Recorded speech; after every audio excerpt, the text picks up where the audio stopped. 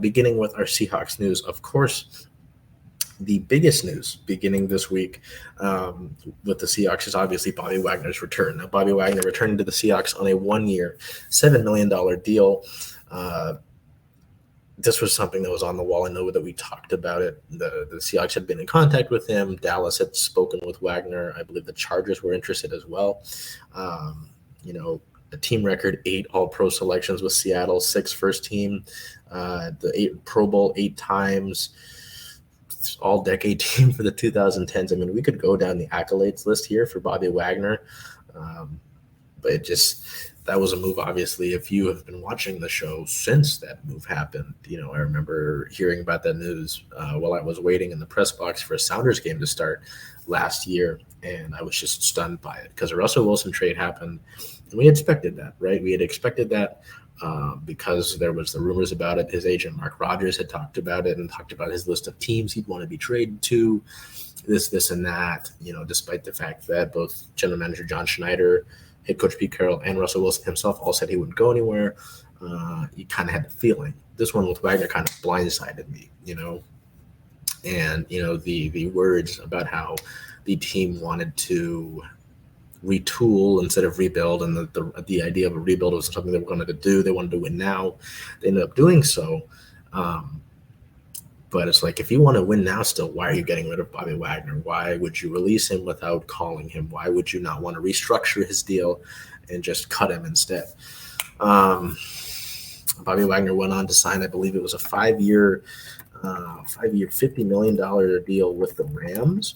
And it was the team. Oh, that's the new one.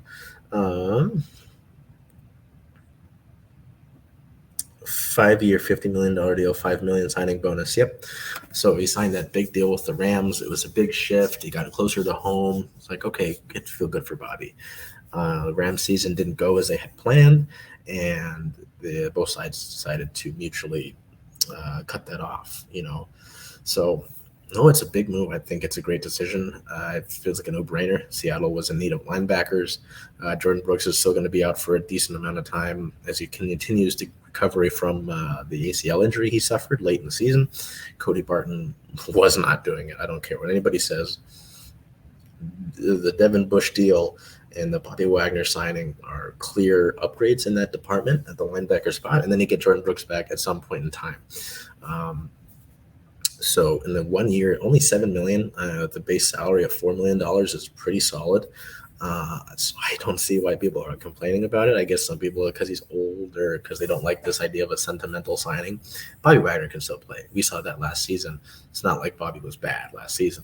So I like the move. I'm happy with it. It just seemed like it was set. I'm sure Bobby, as someone who represents himself, doesn't have an agent per se outside of himself. Wanted to see what was out there.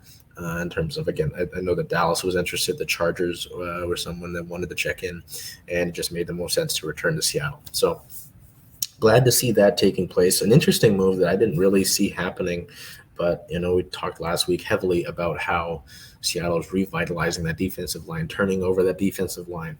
The team released Al Woods, parting ways with him, someone who's been a big part of that defense over the past 2 seasons. A 13-year veteran, played in Seattle early in his career, appearing in 2 games with the Hawks back in 2011, returning in the year of 2019, going away for a year, and then returning again for the 2021 and 22 season. So it's an interesting one because Al Woods was one of those guys that really was kind of a mainstay in the middle of that defensive line for the Seahawks. So to see him cut was a little bit interesting, but Seattle might be able to go fresher, newer. Dre'Mont Jones, obviously, someone you want there. You've got Jerron Reed.